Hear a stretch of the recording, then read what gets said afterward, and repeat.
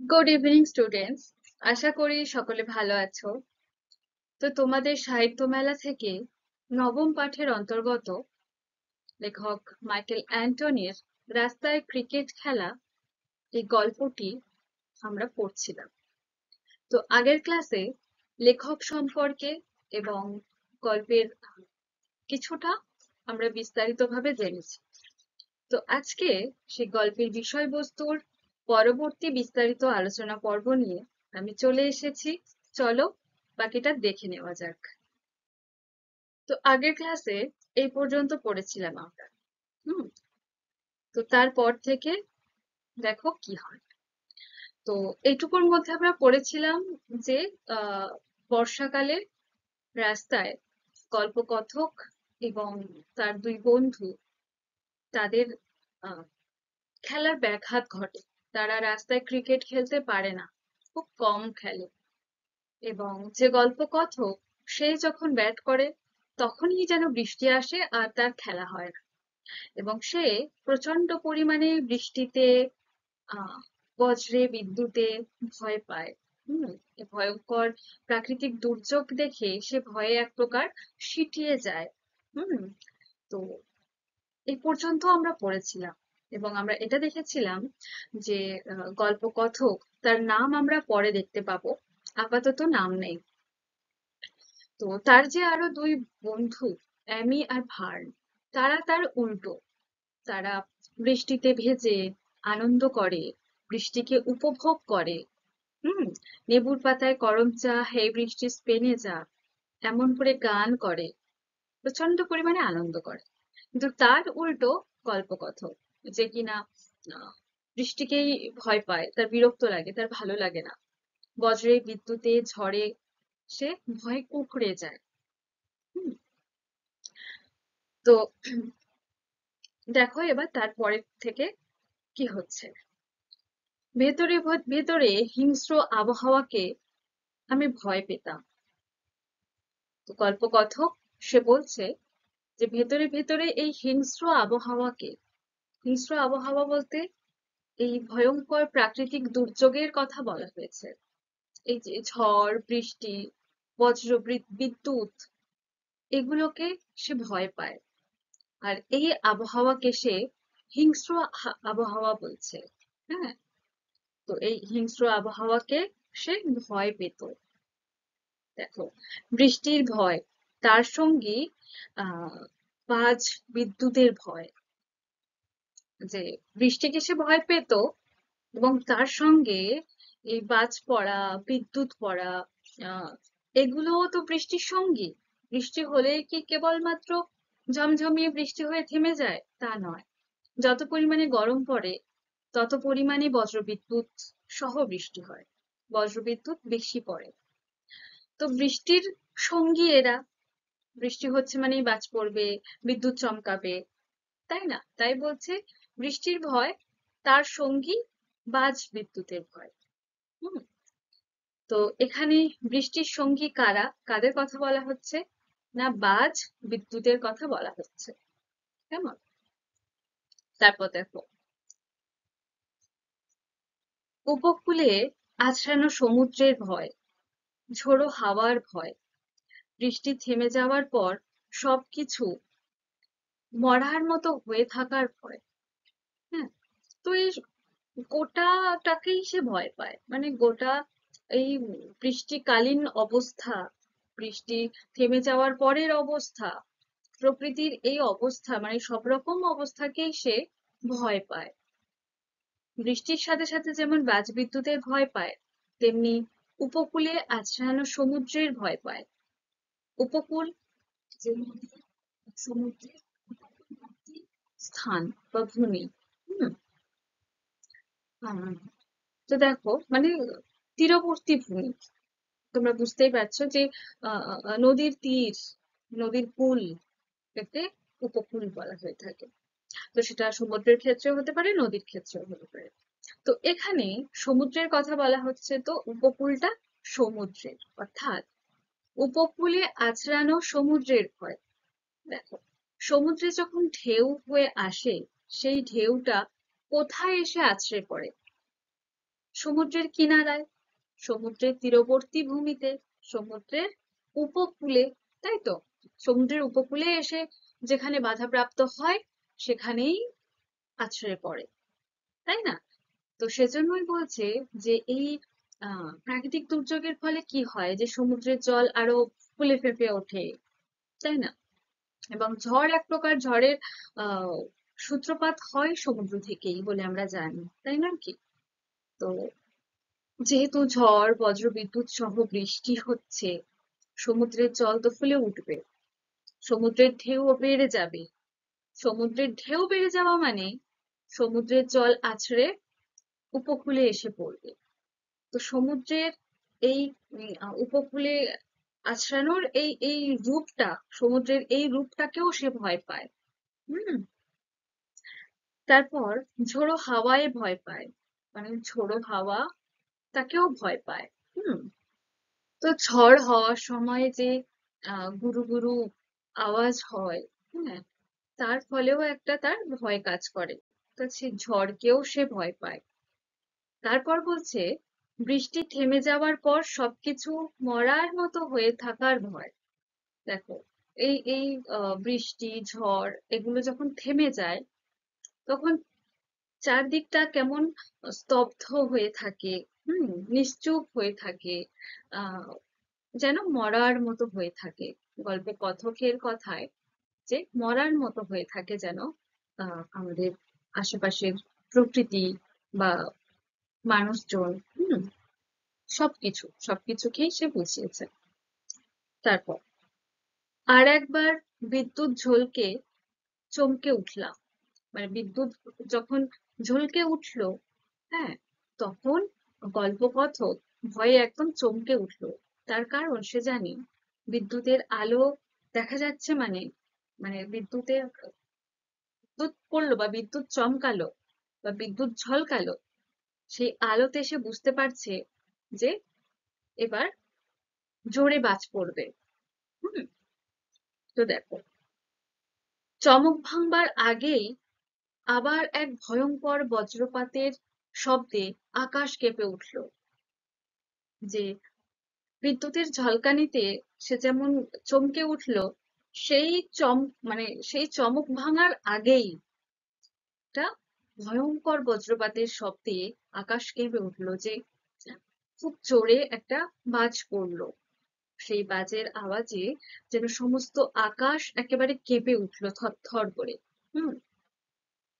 আমি চিৎকার করে উঠলাম। গল্পকথক সে ভয়ে একদম চিৎকার করে উঠেছে। তো সে ভয়ে চিৎকার করে উঠল। তারপর শুনতে পেলাম মা ছুটে ঘরে ঢুকছে। তো তার ছেলের চিৎকারের আওয়াজ পেয়ে তার মা ছুটে তার ছেলের কাছে আসছে, তার ঘরে ঢুকছে। হুম।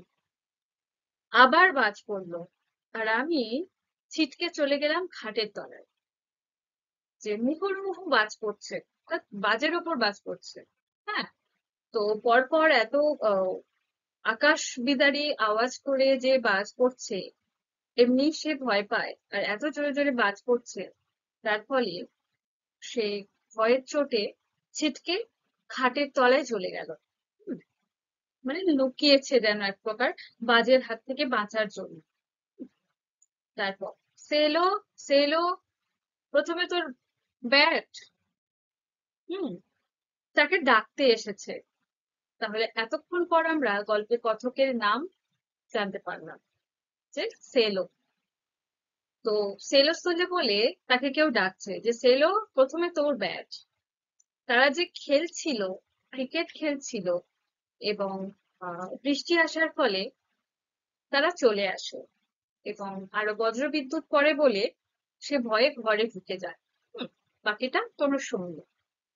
তো তারপরে সেলো সেলো বলে আওয়াজ পেলো, এবং কেউ বলল একজন, যে প্রথমে তোর ব্যাট। ভার্ন রাস্তা থেকে চেঁচিয়ে ডাকে। হুম। যে ভার্ন তার একজন বন্ধু, যে কিনা এতক্ষণ বৃষ্টি উপভোগ করছিল, মজা পাচ্ছিল, সে রাস্তা থেকে এসে চেঁচিয়ে সেলোকে ডাকছে, আর এটা বলছে যে প্রথমে তোর ব্যাট। বৃষ্টি থেমে গিয়ে রোদ উঠেছে, কিন্তু আমি এখনো ঠিক সামলে উঠি। অর্থাৎ সে তো বৃষ্টির ভয়ে, বজ্রবিদ্যুতের ভয়ে সে ঘরের মধ্যে লুকিয়ে ছিল, এবং এমনকি ছিটকে খাটের তলায়ও চলে গেছিল। তো সে সেইভাবে সিটিয়ে বসেছিল। হুম। তো বৃষ্টি থেমে গিয়ে যে রোদ উঠেছে সে খেয়াল তার নেই। সে সেভাবেই ভয়ে গুটিসুটি হয়ে রইল। হুম। তো বৃষ্টি থেমে গিয়ে রোদ বার হয়েছে, তবুও সে নিজেকে সামলে উঠতে পারছে না, নিজেকে সামলাতে পারছে না। ভয়ের রেশ সে কাটাতে পারছে না, এখনো যেন সেই ভয়ের মধ্যেই আছে, এমনটা। হুম। অনিচ্ছা সত্ত্বেও বাইরের দরজা দিয়ে তাকিয়ে দেখলাম ভার্ন দাঁড়িয়ে দাঁত বার করে হাসছে আর অধৈর্য ভরে হাত নেড়ে আমাকে ডাকছে। তার ইচ্ছা নেই, তবুও অনিচ্ছা সত্ত্বেও সে বাইরের দরজার দিকে তাকিয়ে দেখলো, কারণ তাকে কেউ ডাকছে, তার প্রথম ব্যাট বলে খেলতে ডাকছে। তার ইচ্ছা করছে না, তবুও সে দরজার দিকে তাকিয়ে দেখলো যে ভার্ন, তার বন্ধু, সে দরজার বাইরে দাঁড়িয়ে দাঁত বার করে হাসছে আর অধৈর্য করে তাকে হাত নেড়ে ডাকছে। অধৈর্য ভরে কেন বলা হচ্ছে? কারণ সে বেশ খানিকক্ষণ থেকে সেলোকে ডাকছে, সে সাড়া দিচ্ছিল না। সেই জন্য সে অধৈর্য হয়ে গেছিল, এবং দাঁত বার করে হাসছে এটার জন্য যে বৃষ্টি থেমে গেছে, তারা আবার খেলতে পারবে সেই আনন্দে। হুম। তো সেলোকে ডাকছে আবার ক্রিকেট খেলার জন্য। তারপর পরের পাতায়, তারপর দেখো, তোর ব্যাট প্রথমেই, সে বলে। ভার তাকে আবার বলে যে তোর ব্যাট প্রথমে, তা তুই আগে ব্যাট করতে পারবি। হুম। কারণ তার মন খারাপ হয়ে গেছিল যে সে যেই ব্যাট ধরেছে অমনি বৃষ্টি এসছে, তার খেলা আর হয়নি। হুম। সেই জন্য ভার তাকে বলছে যে তোর ব্যাট প্রথমে। যেন আমাকে নির্বিকার দেখেই সদ্য বেরোনো অ্যামির দিকে সে তাকায়। নির্বিকার, যে উদাসীন বা ভাবলেশহীন, যে তার কোনো আনন্দ নেই, কোনো এক্সাইটমেন্ট কাজ করছে না যে বৃষ্টি থেমে গেছে, আবার খেলতে পারবে। বাচ্চাদের যে উৎসাহ থাকে একটা, আগ্রহ থাকে, সেটা তার নেই। যেন উদাসীন হয়েই আছে। তাকে উদাসীন দেখে, এরকম তার নির্বিকার দেখে সদ্য বেরোনো অ্যামি, যে অ্যামিও সদ্য বার হয়ে এসছে খেলবে বলে। তো সেলোকে এরকমটা দেখে ভার ড্যানির দিকে তাকায় যে কি ব্যাপার, কোনো রিয়াকশন নেই কেন, কিছু বলছে না কেন, একে এরকম উদাসীন লাগছে কেন। হ্যাঁ, এই ভেবে অ্যামির দিকে সে তাকায়। তারপর 2 নম্বর ব্যাট কে? আমি, অ্যামি বলে। আমি বলি। তো যখন 2 নম্বর ব্যাট কে বললো, তখন আহ, আমি বলে সেলো বলে যে আমি। হুম। আমি, প্রায় একই সঙ্গে অ্যামি চেঁচায়। যে সেলো যখন বললো যে মানে 2 নম্বর ব্যাট ও সেলো, তখন অ্যামিও তার সঙ্গে সঙ্গে চেঁচায় যে আমি। দুজনে মিলেই বলছে আমি 2 নম্বর ব্যাট, আমি, এরকম। হুম। আমি 2 নম্বর ব্যাট, ভার্ন বলে। যখন ওরা দুজনে একসঙ্গে বলছে যে ওরা 2 নম্বর ব্যাট, তখন ভার্নও তার সঙ্গে বলে যে আমি 2 নম্বর ব্যাট, যে 2 নম্বর ব্যাট আমি করবো। আমি প্রতিবাদ করে, না আমি আগে, আমি বলছি। হুম।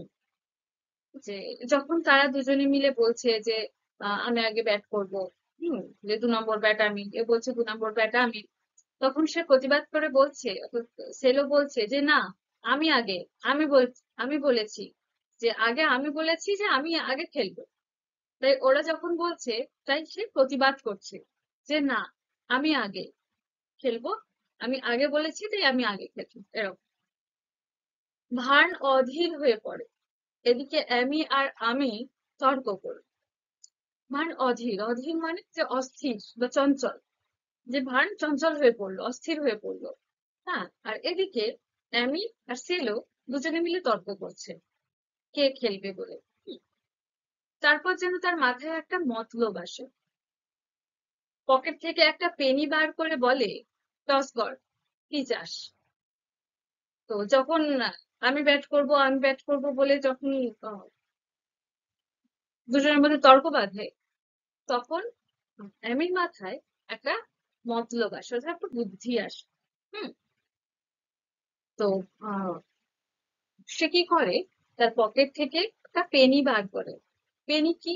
যেটা ইংল্যান্ডের একটা মুদ্রা বিশেষ। এখানে যেমন আমরা আহ পয়সা, কয়েন, 1 টাকা, 2 টাকা, 5 টাকা, 10 টাকা ইত্যাদি এইসব কয়েন দিয়ে টস করি, তেমনি সেই রকম কোনো মুদ্রা, ইংল্যান্ডের কোনো মুদ্রা বা কয়েন বিশেষ। আচ্ছা। তো অ্যামির মাথায় মতলব আসে, তাই সে তার পকেট থেকে একটা পেনি বার করে বলে যে টস কর। সেই পেনিটা দিয়ে টস কর। টস বলতে কি, যে মুদ্রা উল্টানো বা ছোড়া, যা দিয়ে কে আগে ব্যাট করবে বা কে ফিল্ড করবে, এটা সেটা নির্ধারণ করা। হুম। যে এই দেখো, এই ছবিটি দেখো তোমরা, হাতে আঙুলের ওপর করে নিয়ে এরকম করে ছুড়ে দেয়, দিলে যখন এসে মাটিতে পড়বে, হুম, তখন ওই হেড টেলের ব্যাপার থাকে। তোমরা জানো নিশ্চয়ই, তোমরাও তো খেলাধুলো করো। তো হেড টেল, যে যেটা চাইবে, যদি সে হেড চায়, যদি সেটা হেড পড়ে তাহলে তার দান, যদি টেল পড়ে তাহলে বিপরীত পক্ষের দান, সে খেলবে। এরকম ভাবে নির্ধারণ করা হয় যে কে আগে খেলবে, কে পরে, এরকম। তো এখানে অ্যামি, সেও কিনা একটা পেনি বার করে টস করতে চায়, যে তাহলে ঠিকভাবে ডিসাইড হবে যে কে খেলবে। আর কোনো ঝামেলাঝাটি নয়, টস করেই খেলা হবে। হুম, কোনো তর্কাতর্কি না। তাই তাকে জিজ্ঞেস করছে যে কি চাস? আমি বলি হেড, অর্থাৎ সেলো। সে বলে যে হেড। অ্যামি ডাকে আহ টেল, টেল পড়বেই। হুম। আহ, তো যখন সে হেড পড়লো, তার বিপরীত পক্ষ তাহলে টেল।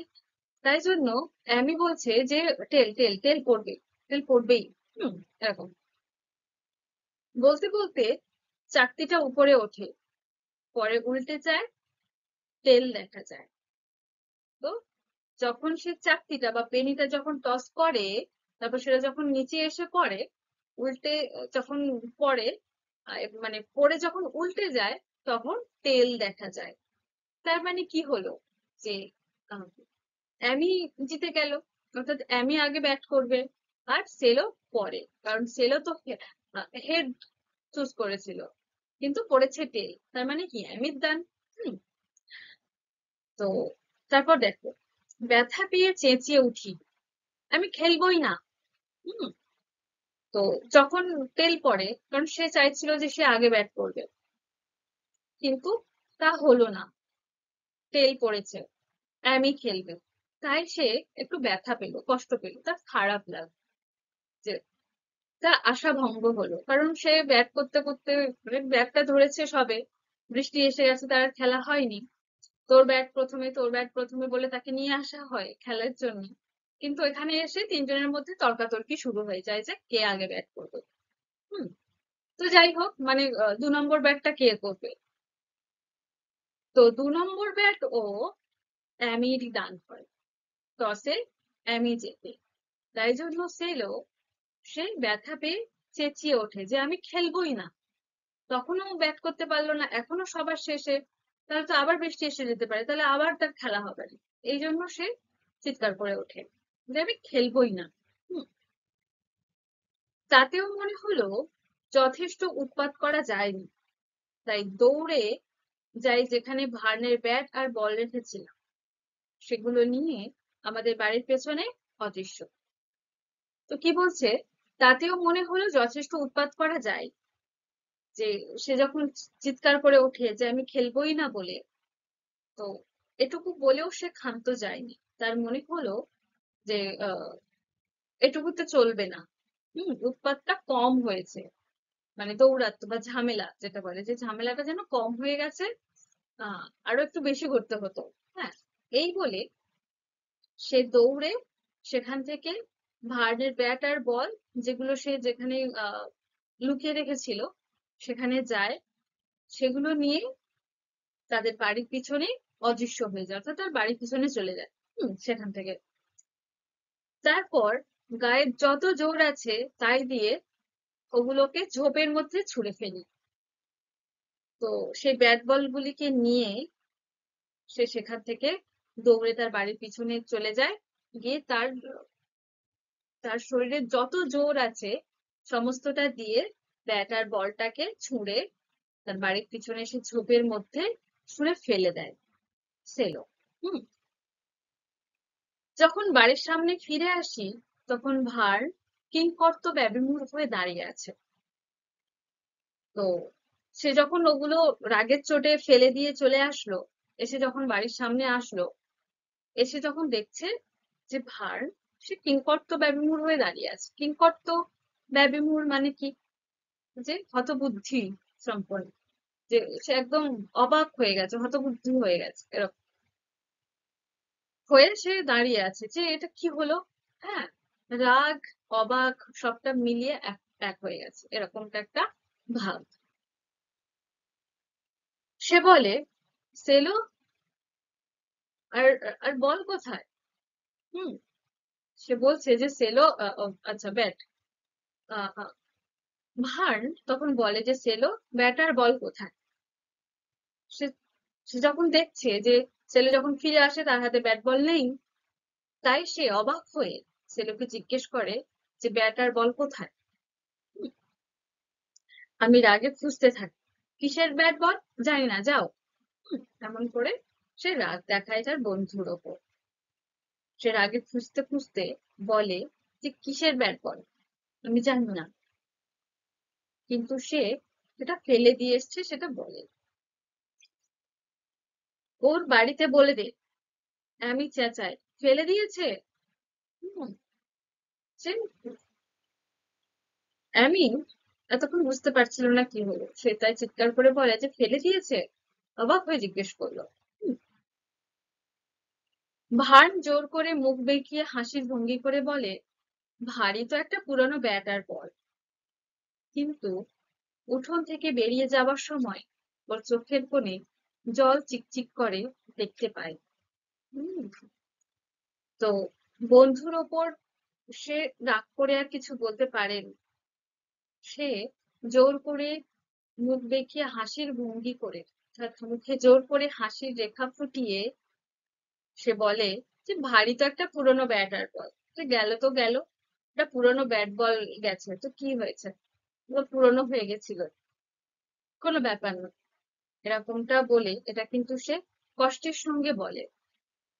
তাই জন্য দেখো পরের লাইনটি, যে কিন্তু উঠোন থেকে বেরিয়ে যাওয়ার সময়, কারণ সেলোদের উঠোনে খেলছিল, মানে ওই ওই পাশের রাস্তায়, তো সেখান থেকে বেরিয়ে যাওয়ার সময় ভার্নের চোখের কোণে জল জল চিকচিক করে, সেটা সেলো দেখতে পায়। সেটা সে মুখে নামমাত্র বলেছে যে পুরনো হয়ে গেছিল তো, পুরনো ব্যাট বল। হ্যাঁ, কিন্তু সে কষ্ট পেয়েছে, সেটা তার চোখের কোণে সেই জল সেটা প্রমাণ করে। হুম এবং সেলো সেটা বুঝতে পারে যে তার বন্ধু ভার তার ব্যবহারে কষ্ট পেয়েছে। তার ব্যাট বল পুরনো হলেও সেটা শখের ব্যাট বল, সেটা দিয়ে তারা খেলতো। হুম সেটা হারিয়ে সে কষ্ট পেয়েছে।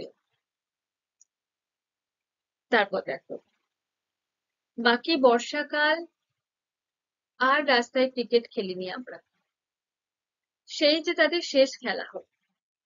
গোটা বর্ষাকাল জুড়ে আর তারা রাস্তায় ক্রিকেট খেলেন। হুম কখনো কখনো বৃষ্টি থামতো, চড়া রোদ উঠতো, বেড়ার ওদিকে অ্যামি আর ভার্নের গলা শুনতে পেতাম। তো কখনো কখনো বৃষ্টি থেমে যেত, আবার চড়া রোদ উঠতো। তো এই ঝামেলার আগে যখন বৃষ্টি থেমে যেত, রোদ উঠতো, তখন কি করতো, তিনজনে আবার খেলতে চলে আসতো একসাথে।